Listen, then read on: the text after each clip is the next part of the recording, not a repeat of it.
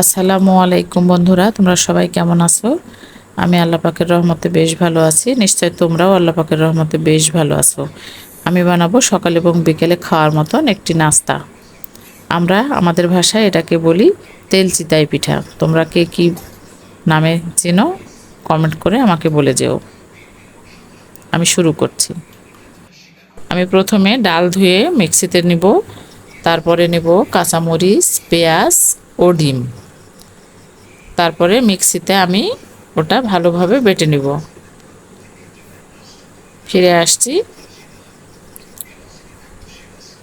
কিছুক্ষণ পরে ডালটা বেটে নিয়ে। আমি পরিমাণ মতো আটা দিয়ে দেব। পরিমাণ মতো আটা দেওয়ার পরে আমি আটার মধ্যে ঢেলে দেব ওই ডালের পেস্ট। এরপর আমি দিয়ে দেব আদা রসুন এবং জিরা একসঙ্গে বাটা।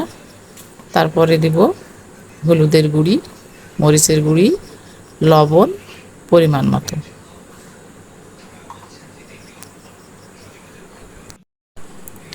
এবারে আমি কিছুটা গরম পানি এবং ঠান্ডা পানি একত্রে মিশিয়ে ব্যাটারটা বানিয়ে নেব।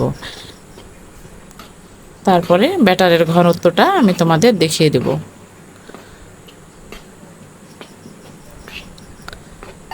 আমি কিছুক্ষণ ভালোভাবে নেড়েচেড়ে মিশিয়ে নিচ্ছি। মিনিট পাঁচেক আমি এটা ভালোভাবে মিশিয়ে নেব। আরও কিছুক্ষণ নেড়েচেড়ে মিশিয়ে নেব। এরপর এইভাবে উঁচুতে তুলে কিছুটা বাবুল ক্রিয়েট করার চেষ্টা করব। এভাবে করলে পিঠাটা কিছুটা জালি জালি হবে।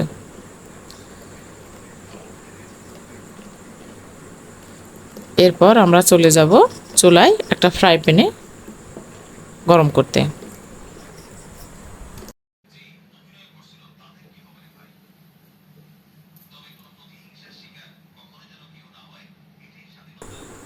আমি ফ্রাই প্যানে টিস্যু পেপারে করে সামান্য একটু তেল মিশিয়ে নেব।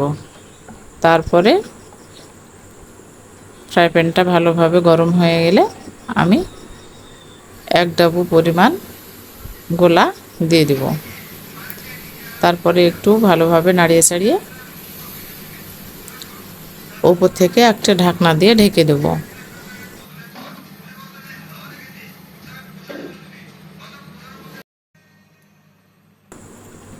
এরপর 2-1 মিনিট পরে আমি ঢাকনাটা সরিয়ে পিঠাটা দেখবে খোলা থেকে আপনা আপনি ছেড়ে আসছে।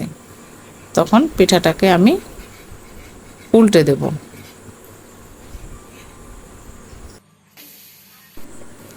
এভাবে আমি একে একে সবগুলি পিঠে ভেজে নেব। এভাবে তোমরাও বানিয়ে খেয়ে দেখো বন্ধুরা, চায়ের সাথে জমে যাবে। তো আজকের মতো এখানেই বিদায় নিচ্ছি বন্ধুরা। বেঁচে থাকলে আবারও দেখা হবে। আল্লাহ হাফেজ।